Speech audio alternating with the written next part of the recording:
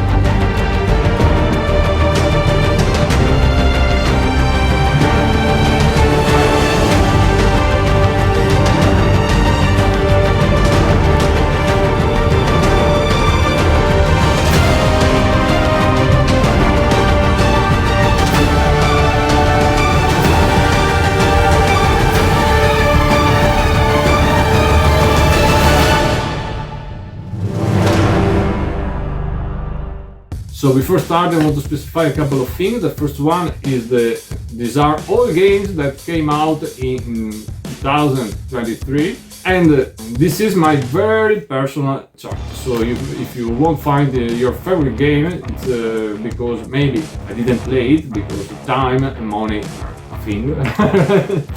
And or because I played but I didn't like enough, as you do, maybe. Another consideration is that this year I'm very grateful because I had the chance to play a lot of games, a lot more war games than the last year. So it was hard to choose only 3 games that I enjoyed.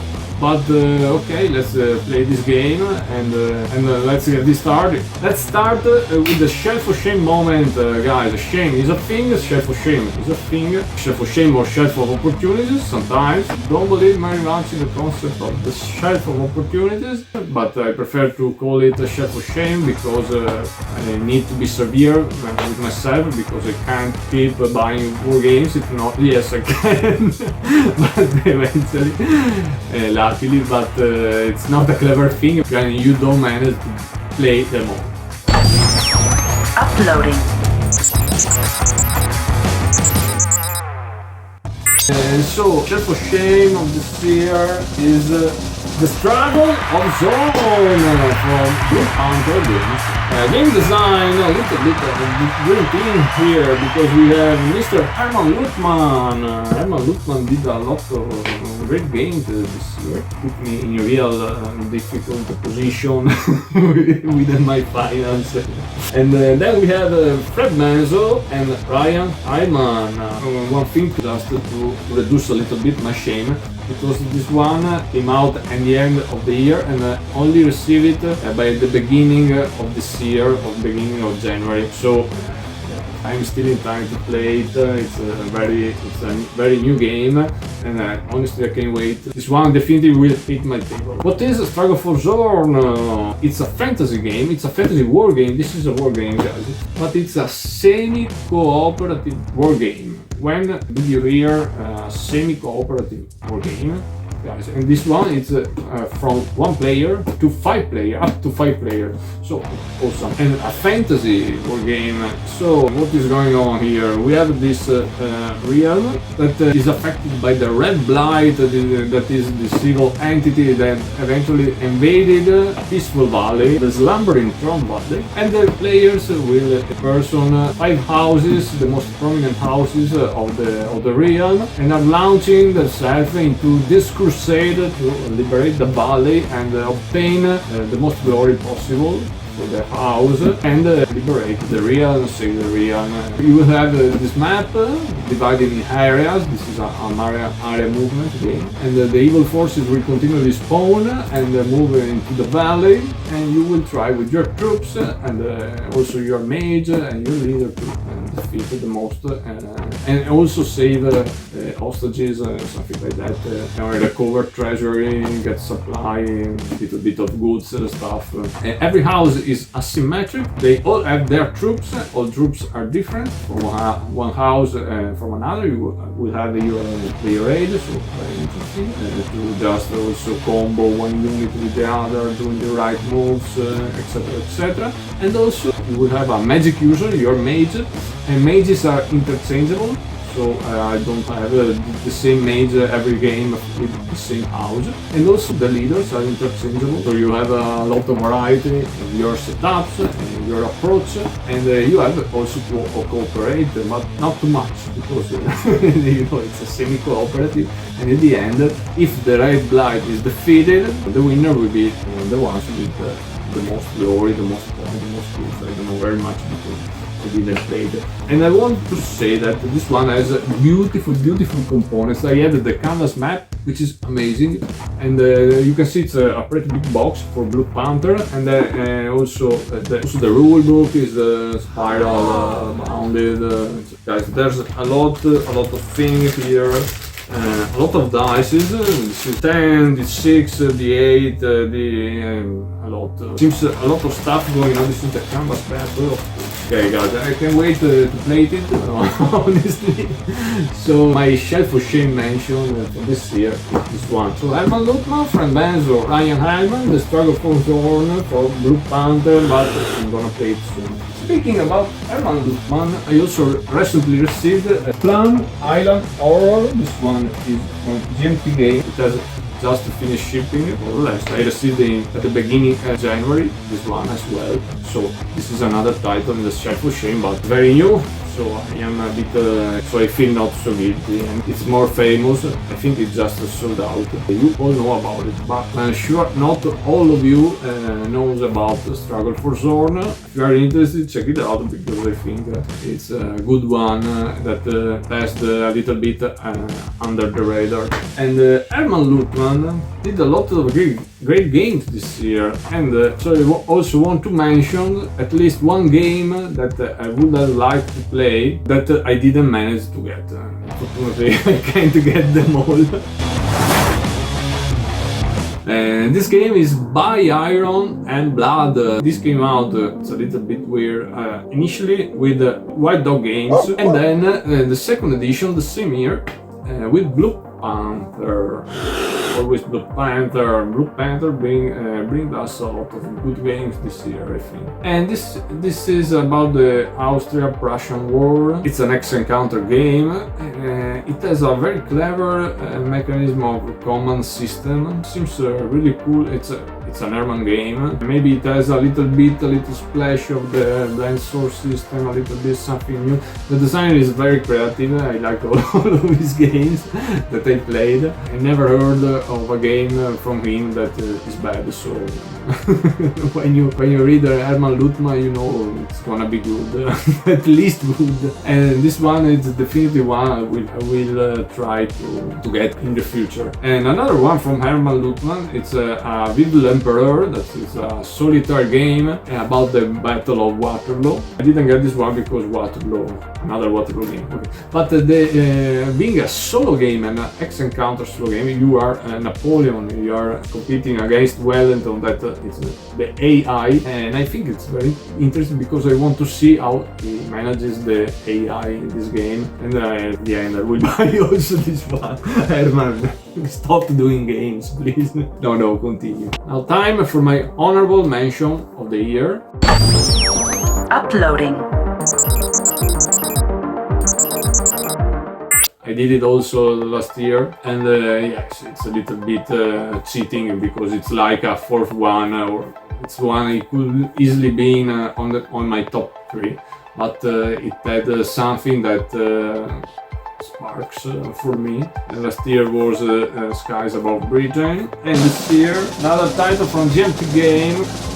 Plantagenet, Cousins War for England, 5985, War of the Roses title from GMT Games. Game design by Francisco Gradaille. Francisco, very nice person. And this is Levy and Campaign. Okay, start by saying that I just love this game. I love all the Levy and Campaign. What sparks in this game, other than being a good one and being a Levy campaign, that brings the Levy campaign to a new concept. Here we don't have a conflict during 1 or 2 years. Here we bring the system in a contest where there's a war that lasted 30 years. It's not easy, it's not the same, it's a very specific and peculiar war, because it's like a bit like a civil war, but it's not a civil war because it's a struggle between two political factions that both wanted to influence the real political life and the control in the country, wanted to have their grip, but both accepted the actual government, and having a king, no one wanted to subvert the things. And also it was very peculiar because the civilians and the cities and the towns have been spared as much as possible in a war, because every faction wanted to have a healthy kingdom to rule and control at the end of the struggle, and also they wanted to have support from the lands. Another particular thing that the game utilizes to represent this, it's like a long influence tracks all around the board that serve as a victory condition, and this track is the influence track. The particular thing is this influence track is also used as a resource, because you need to spend the influence to take action, particularly a new action, which is the parlay action that you need to control cities and put your influence, like that reminds me of games like the classical Herman's point-to-point, or Simonitz, like you have point-to-point card game like Hannibal with the people. When you put your marker of influence, you go there and spend another operation point, you put your marker of influence, you take out the other marker for the other faction. Okay, that merges in the Levy campaign system to control strongholds all around the country. Controlling the most of the cities or towns or strongholds, depending on the type, also at the end of every turn will increase your influence. That is also your primary resource and your win condition. And in this very clever way, it tried to represent the struggle all over a long period. It was a challenge to portray this system, try to represent the characteristic of the war. And I think the author, the designer, did a remarkable job, because we have a super solid game, because Levy campaign system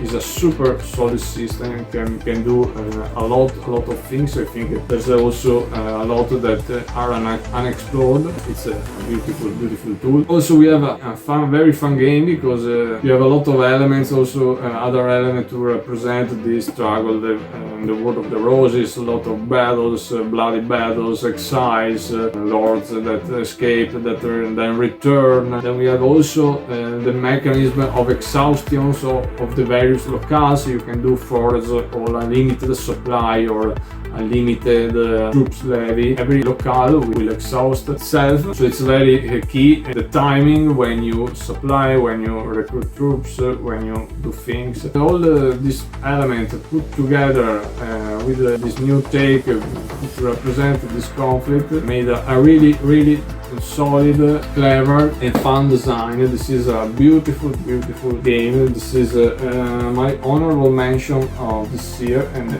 one of my favorite games that I played this year. So Plantagenet. Now let's talk about the game number 3. Uploading. So in the first position from Legion Wargames, Glorious Chance! This another struggle for Lake Ontario in the war of 1812 guys. So US versus Great Britain, Second War of Independence or Invasion of Canada, as you wish. This is a game by Gina Willis, published by Legion Wargames. This represents the struggle, the naval struggle on the Lake Ontario frontier, and this is a very unique theme, and I was immediately attracted by it. I was then immediately attracted because the designers, Gina Willis, that co-designed the Skies Above Britain, that enjoyed a lot last year. Like Skies Above Britain, this is a solitaire only game, and guys, this is one of the best solitaire I ever played, I have to confess. Let's talk about the components. Lots of components. You have 2 maps, 2 rulebooks, very long rulebooks, 2 playbooks, a lot of counters, a lot of cards, a lot of... this is heavy, quite heavy. In fact, I wish they did a sturdier box because it's not the best. It's a little bit thin, this one is heavy. And they are beautiful.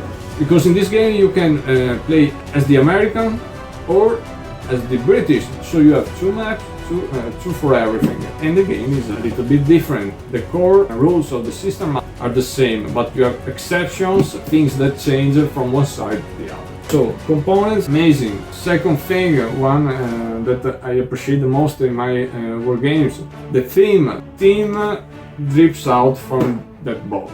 It's absolutely fantastic. It's very accurate. You feel the theme. You feel you have. You are in. You are there. You are on Lake Ontario. When you play, you're there. Really.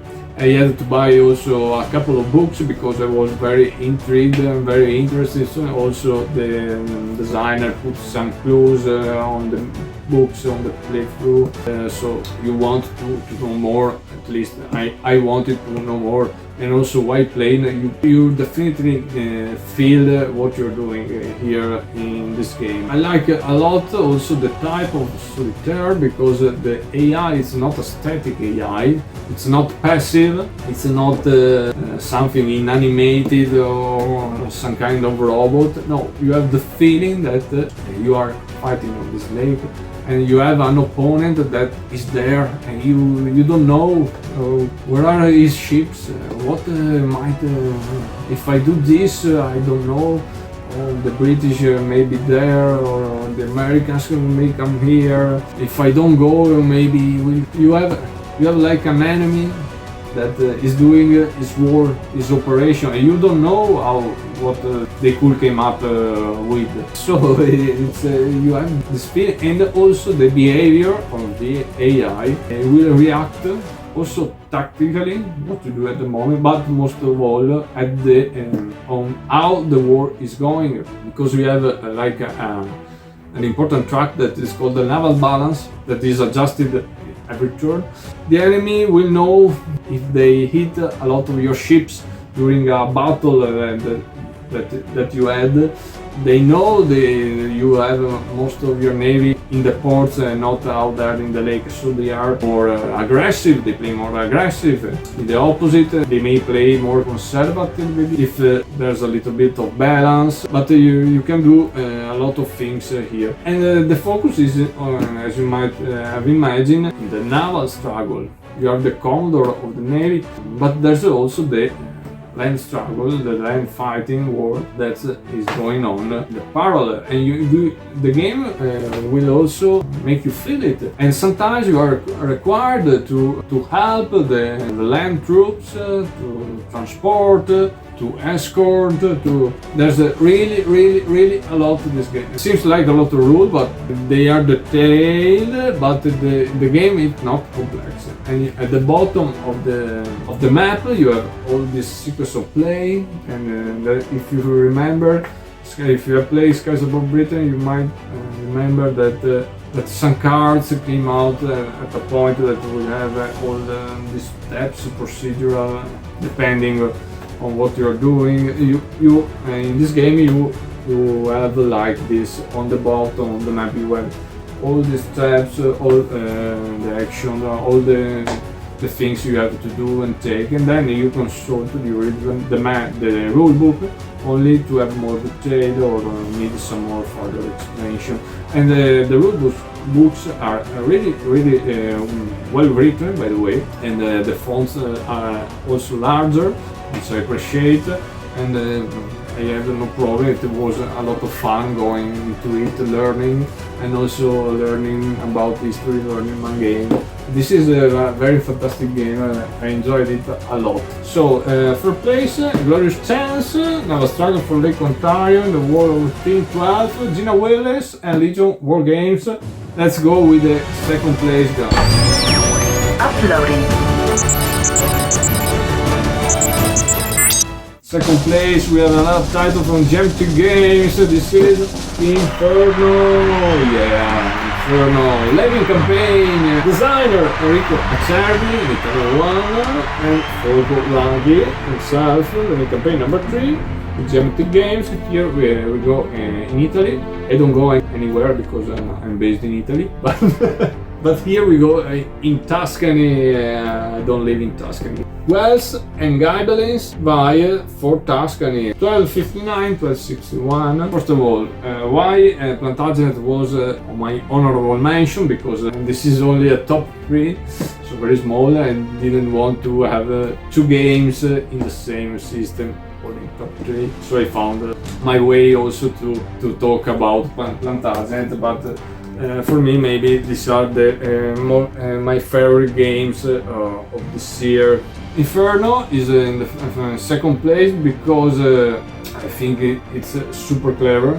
It's super detailed, also in the art, also in the historical notes, in the rule book. Also Plantagenet, all the living campaigns are.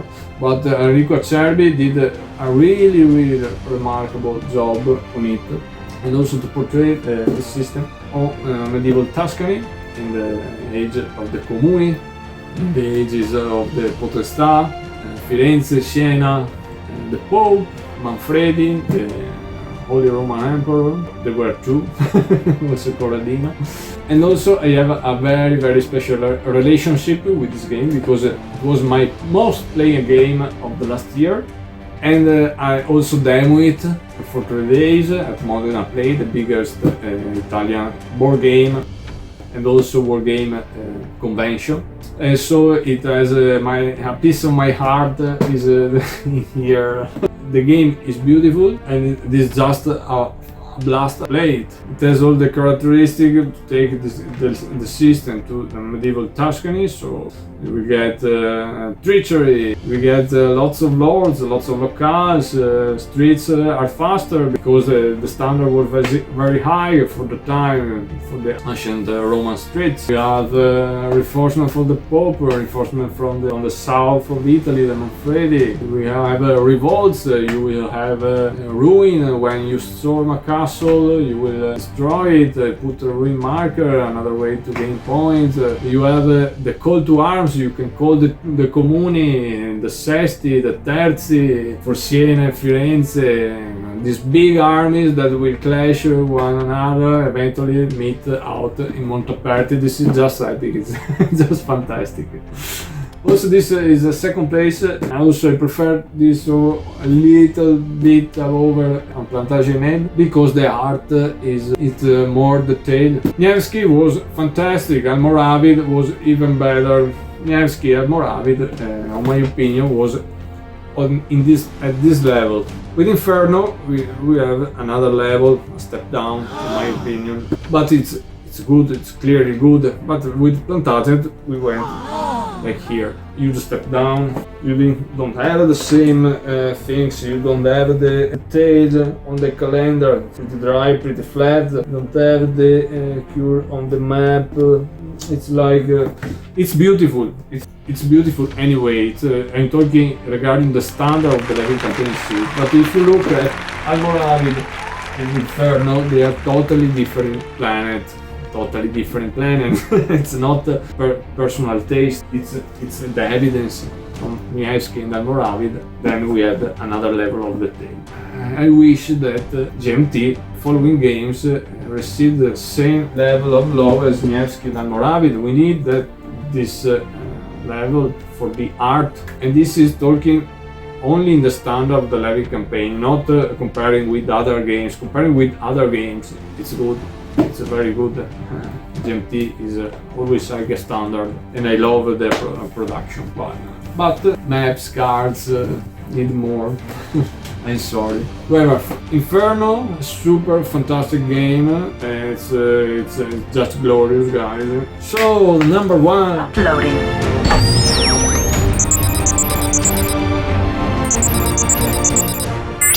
So, number one position for me this year, it was a no-brainer, because when I played it, I was like, and I also played it recently, and that's because this video is not coming out at the end of the year. I waited a little bit because I needed to have time to do, but this one I wanted to absolutely play. I had to play it, otherwise I think the chart wouldn't make sense. And I'm talking about my number one is Downfall, Conquest of the Third Reich. GMT Games, not a game, but GMT Games, they are great. Thank you, GMT. Designed by Chad Jensen and John Butterfield. A team like this, it's just perfection. In our dreams, maybe. But we had a game with Chad Jensen and John Butterfield, which is amazing. But the first thing I thought about this game is, okay, Chad Jensen, John Butterfield, it's like putting money in the bank, you know. you buy the game, you know it's good. You aren't going to lose money. If you like Wargames, it's a sure investment. And you say yes, it's good, but you also think, does it has to be a masterpiece? It will be good, but sure, it's good. Would that be that good? Can be every game by John Butterfield, by Jensen.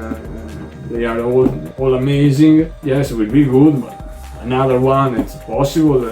Another enemy action, another day at another fighting formation, another combat command.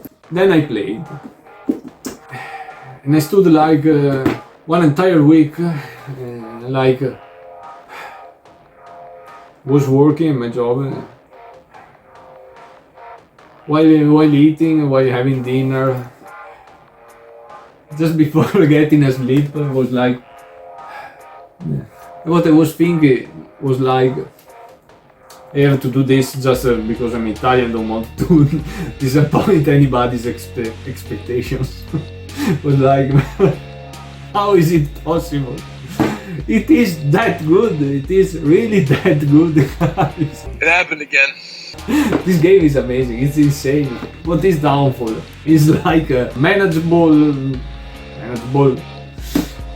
playable, of course it's playable. Mini monster war game about World War II. In the sense, this is it's set in World War II, Europe, European theater, and North Africa, from 32 until the end of the war. It is a big 2 maps. You need 2 standard GMT maps, and to me it's big, but maybe not for American standard table are okay, but for my standard table it's too big to standard map. So you have a game that is 44 by 34 inches. I played it on my floor. I set it up on my floor and leave it there 1 week. I played the full campaign alone. And I want to say this, also it's very good solitaire. Also if it is indicated as a 2-player only, but it's fair because you have hidden information, you have cards for the faction.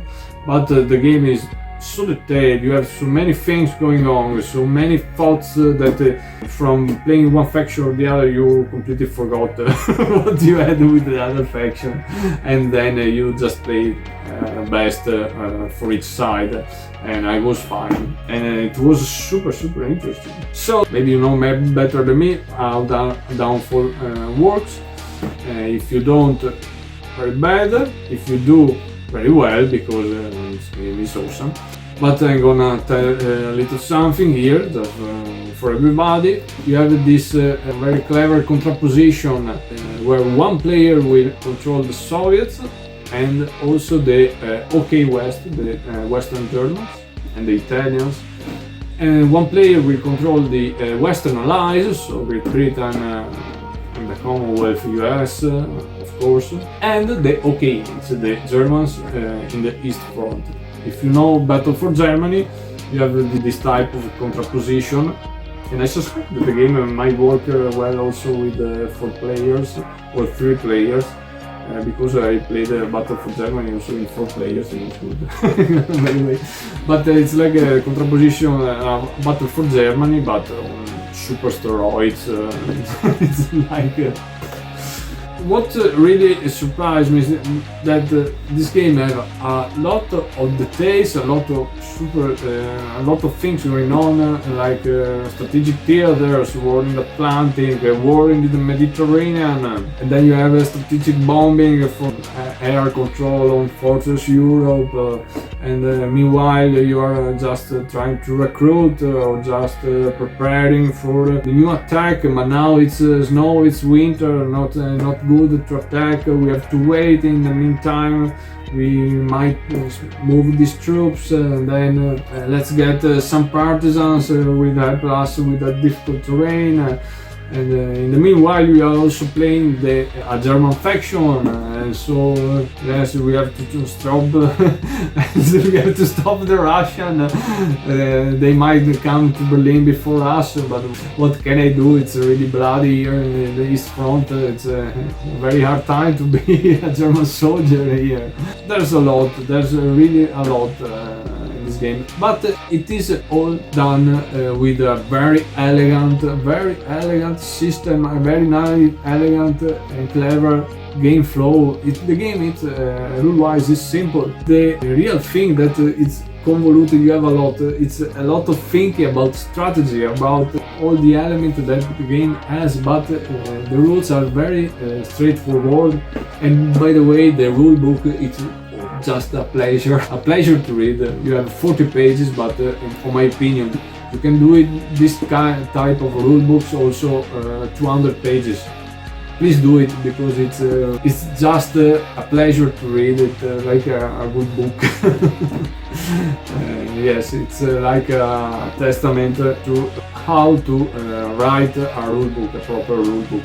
It's clear, a lot of examples, well laid out, just fantastic. And the game feels also very modern. This is a 2023 Wargames, because it has a lot of not newer, but well utilized ideas. It reminds me a little bit of some Eurogame style mechanism, like in the initiative track. You have this big initiative track. The one that is behind, the faction that is behind, will take their turn. When you have your turn, you have to select a common cheat. You have this big order display that you're gonna fill on each turn, drawn from a cup. You have to choose one order, but not all order cost the same initiative.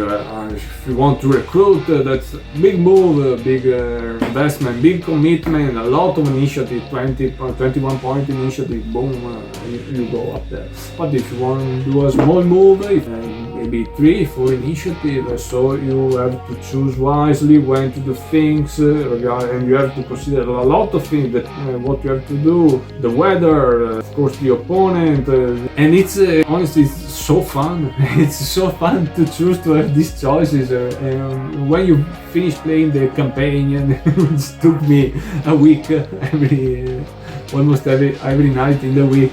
I was like, oh, I want to set it up again, play it again.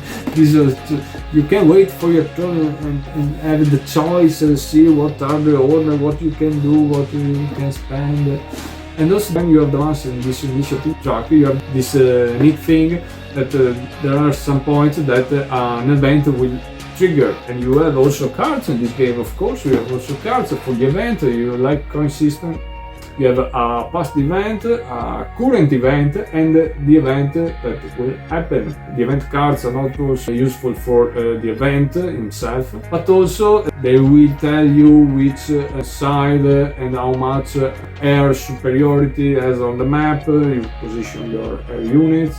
And then you also tell you how many action cards you want to throw, and action cards are really important because these are the hidden element of the game, and they are really needed in combat. When you have to do a big push, you're gonna store a lot of cards. The Russian decided, I don't know, in 44 and the end of 43, big push, a lot of cards. Yeah, so we're gonna make a surprise at the Germans in the winter, something like this. Just saying. And also they are important events that might break the game rules. And another thing that I like a lot is also that the game lets you a certain freedom, but not too much. You can do something historical. Okay, ASCII probably is gonna happen. Maybe not in Sicily. Maybe you will wait and you choose Greece or something else, or land in Naples before the. Or maybe you don't land at all, but then you have a very difficult time because the enemy will expect landing from the Atlantic, and all their forces will have been concentrated there, and you can just sail to port.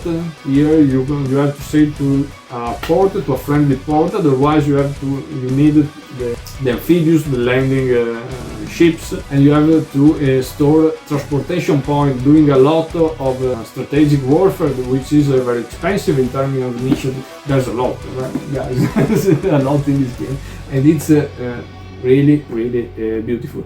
Then it's also, I forgot to say, that's an X encounter game, combat in war. You have modifiers, something like that. But it's a strategic level, a grand strategic level World War II game, so you don't have the same type of tale like a Simonich, Zach Bond, or something like that. And also there's this thing that are the counters have the same system with pips, like reminds me the games from Columbia. So you have always the upper side that will portray the current health, strength of the piece, and when you take hits, you just rotate, flip your counter. I have to say I thought this might be a confusion with the counters and not with the blocks, but I have to say, I have to admit that is more clear with the counters than with the blocks, because the counters are there. You will know every time what is the upper side.